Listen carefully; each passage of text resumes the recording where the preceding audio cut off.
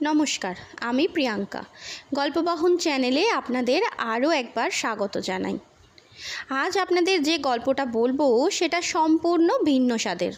সেটাকে ঠিক গল্প বলা চলে না হয়তো। এগুলো আপনাদের অনেকেরই হয়তো জানা বা শোনা, আমি আরও একবার পরিবেশন করলাম। আজ আপনাদেরকে বলবো তত্ত্বকথার প্রথম আদিগুরুর সৃষ্টি। কথিত আছে পরমা সুন্দরী ধর্মপরায়ণা পতিব্রতা সতী অনুসূয়ার প্রতি সমস্ত দেবীরা খুবই ঈর্ষান্বিত ছিলেন। একদিন ব্রহ্মা, বিষ্ণু, মহেশ্বর তিনজন একসাথে দেবী অনুসূয়ার কাছে তার সতীত্বের পরীক্ষা করতে সাধু বেশে যান এবং দেবী অনুসূয়ার কাছে ভিক্ষা চান। শর্ত হলো দেবীকে নগ্ন হয়ে তাদের ভিক্ষা দিতে হবে। দেবী কিছুক্ষণ ভেবে রাজি হয়ে যান। এরপর তিনি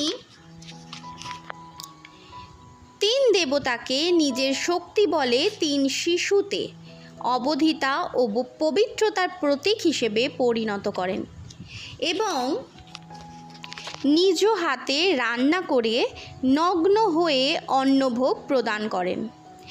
এমতাবস্থায় মাতা সরস্বতী, লক্ষ্মী ও পার্বতী তিনজনই স্বামীদের খোঁজে দেবী অনুসূয়ার কাছে এসে তাদের শিশুরূপী স্বামীদের দেখতে পান।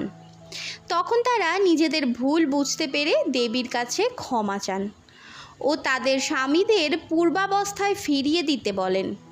তখন দেবী অনুসূয়া তাদেরকে একত্র করে সৃষ্টি করেন আদিগুরু দত্তাত্রেয়, অর্থাৎ গুরুতত্ত্বের মূল শক্তি অবধিতা, যে শক্তি শ্রী গণেশ তত্ত্ব থেকে উৎসারিত।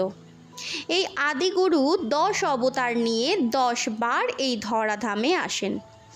এই 10 গুরু আমাদের মানব যন্ত্রের নিয়ন্ত্রক। এই 10 গুরু হলেন রাজা জনক, আব্রাহাম, মোজেস, জরাথুস্ট, লাও ত্সে, কনফুসিয়াস, সক্রেটিস, মোহাম্মদ, গুরু নানক, সাইনাথ। আজকের মতো এই পর্যন্তই। গল্পটি কেমন লাগলো অবশ্যই একটা কমেন্ট করে জানাতে ভুলবেন না। ভালো লেগে থাকলে একটা লাইক করবেন, শেয়ার করবেন এবং আমার চ্যানেলটিকে সাবস্ক্রাইব করে পাশে থাকা বেল আইকনটি প্রেস করে আমার পাশে থাকতে অবশ্যই ভুলবেন না। দেখা হচ্ছে পরবর্তী গল্পে। ততদিন ভালো থাকবেন, সুস্থ থাকবেন। নমস্কার।